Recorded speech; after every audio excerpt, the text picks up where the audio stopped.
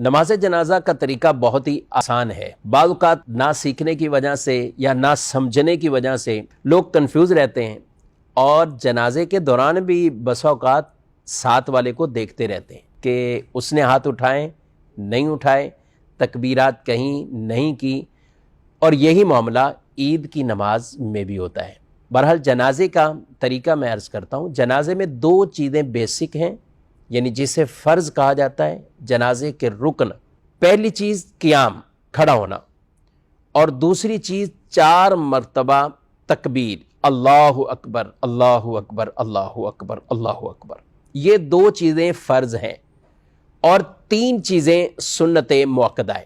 یعنی جب پہلی تکبیر ہوتی ہے تو اس کے بعد ثنا پڑھتے ہیں، دوسری تکبیر تو درود پاک پڑھتے ہیں، تیسری تکبیر تو دعائے میت کے لیے دعا، اللہم اغفر لحینا و میتنا و شاہدنا و غائبنا، اور اگر نابالغ بچے کا ہے تو اس کی دعا، اگر نابالغ بچی ہے تو اس کی جو دعا الگ سے بیان کی گئی۔ تو بیسک جو جنازے کے اندر چیزیں ہیں، ایک قیام، کھڑا ہونا، اور 4 مرتبہ تکبیر کہنا۔ لوگ سمجھ رہے شاید امام ہی تکبیر کہتا ہے اور مقتدی ثنا پڑھتے ہیں، درود پڑھتے ہیں، دعا پڑھتے ہیں، تکبیر نہیں کہتے۔ تو اگر مقتدی تکبیر نہیں کہے گا تو اس کی نماز نہیں ہوگی، کیونکہ نماز جنازہ کے فرائض ہی یہ 2 چیزیں، قیام اور تکبیرات۔ تو لہذا جب بھی آپ نماز جنازہ ادا کریں تو جیسے امام اللہ اکبر کہتے ہیں تو آپ بھی پیچھے اللہ اکبر کہیں۔ اب اس کی نیت ہم سماعت کرتے ہیں۔ نیت نماز جنازہ کی 4 تکبیر، نماز جنازہ فرض کفایہ پڑھنے واسطے اللہ تبارک و تعالی کے منہ خانہ کعبہ شریف کی طرف، پیچھے سے امام کے اللہ اکبر کہتے ہوئے اپنے ہاتھوں کو باندھ لیں گے، لیکن بیچ میں کسی بھی تکبیر میں ہاتھ نہیں اٹھائیں گے، تکبیریں کہیں گے۔ جب ثنا پڑھیں اور ثنا کے اندر وَتَعَالَى جَدُّكَ، اس کے بعد وَجَلَّ ثَنَاؤُكَ وَلَا إِلَٰهَ غَيْرُكَ، یہ ساتھ اگر اضافہ کر لیتے ہیں تو یہ بھی بہتر ہے، اور اگر صرف نماز والی ثنا پڑھی تو بھی سنت ادا ہو جائے گی۔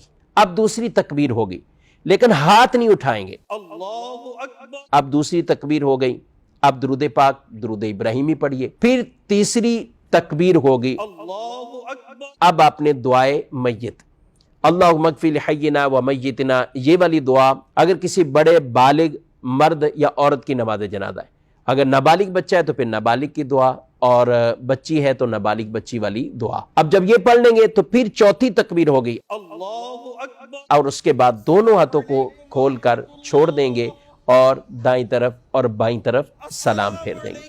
بہت سے لوگ ہاتھ جب چوتھی تکبیر ہوتی ہے تو ایک طرف سلام پھیرتے ہیں، السلام علیکم ورحمۃ اللہ، ایک ہاتھ کھولتے ہیں، پھر دوسری طرف السلام علیکم ورحمۃ اللہ، پھر دوسرا ہاتھ کھولتے ہیں۔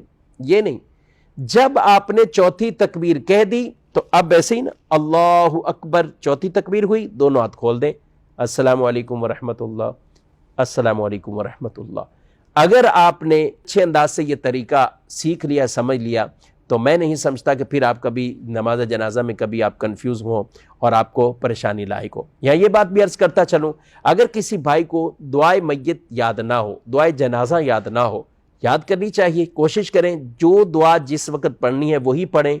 لیکن اگر دعا یاد نہیں ہے تو آپ کوئی سی بھی دعائے معصورہ، قرآن یا حدیث کے اندر جو دعائیں منقول ہیں تو آپ وہ دعا پڑھ سکتے ہیں۔ یعنی ربنا آتنا فی الدنیا حسنہ، یہ والی دعا، ربنا اغفر لی ولوالدی وللمؤمنین یوم یقوم الحساب، یہ والی دعا۔